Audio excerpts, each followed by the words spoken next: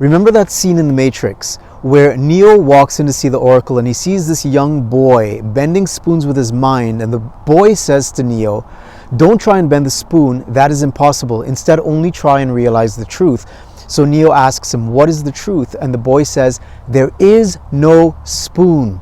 Then you realize that it is not the spoon that bends, it is only you yourself. In this scene is the secret to manifesting your desired outcomes. Stick around and I'll explain further.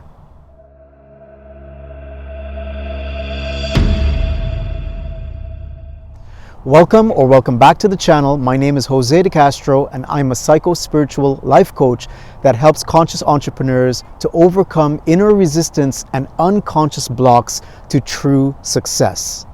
Now, the first thing that you notice about this kid is that he has a shaved head and he has the orange colored robes like a yogi or a Buddhist monk or something like that. And I think the reason for that is that the feat that he is accomplishing here is something that is actually within the literal purview of people of this tradition. People from the ancient Eastern traditions like yogis could literally do things like bend spoons, levitate, materialize objects out of thin air, and do what are considered to be miracles in a literal sense. If you're interested in finding out more about that level of mastery, I would encourage you to go pick up the book Autobiography of a Yogi by Paramahansa Yogananda. Your mind will be absolutely blown. For those of us, however, that are not at that level of mastery of the Ascended Master, it doesn't mean, however, that we cannot use our minds in similar ways to achieve the things that we want to manifest in our lives. So in other words, I'm using the idea of bending spoons as a metaphor for you having an impact on your external results. So the first step, according to the boy, in being able to bend spoons with your mind is to realize that the spoon is not real.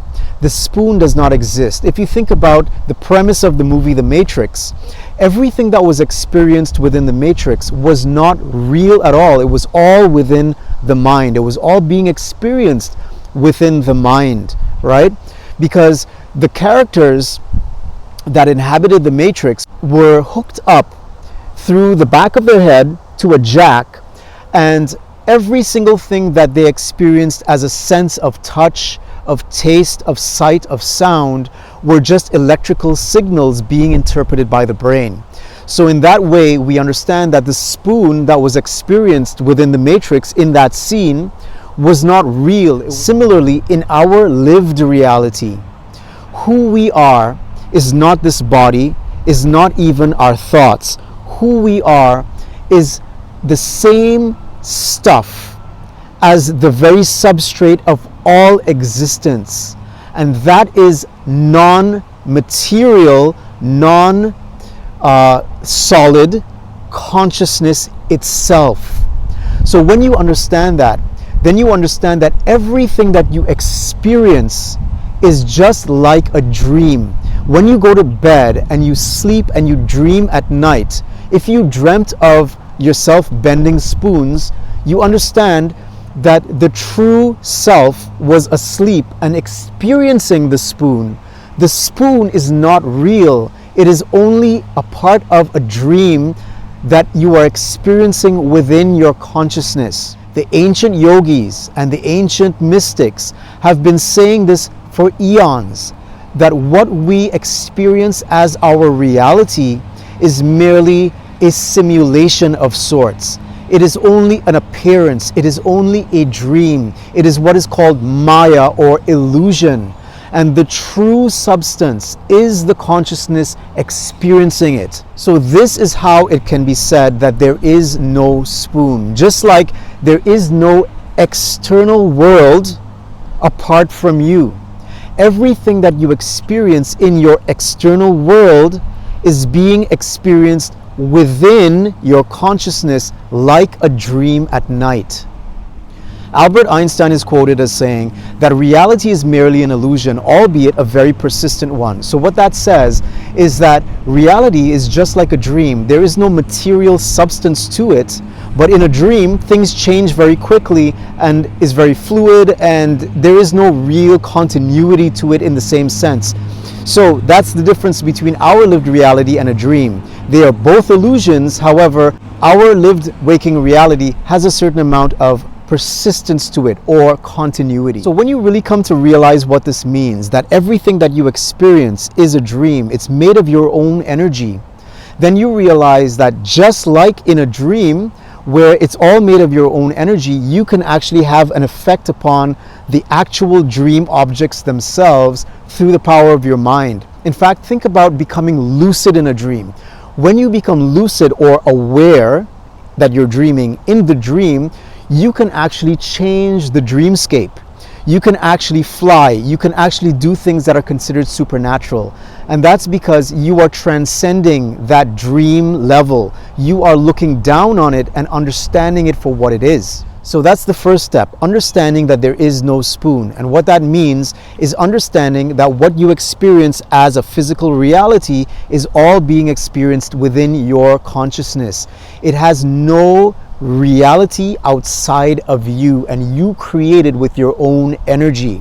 So what this means is that you don't have to learn how to manifest your reality, because you are always constantly manifesting your reality.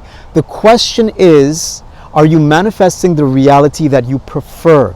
And that is the real issue.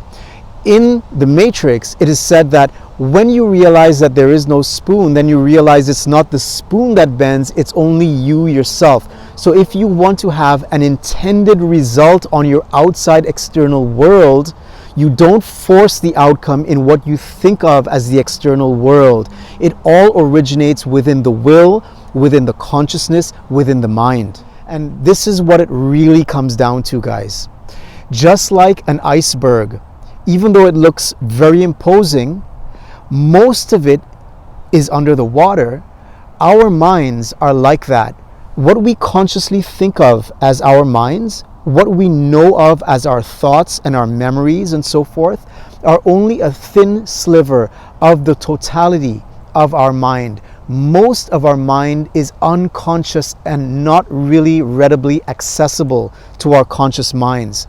So in other words, if we have a conscious desire to do something and we have an unconscious belief that contradicts our conscious desire, then the unconscious belief is going to win out over our conscious desire.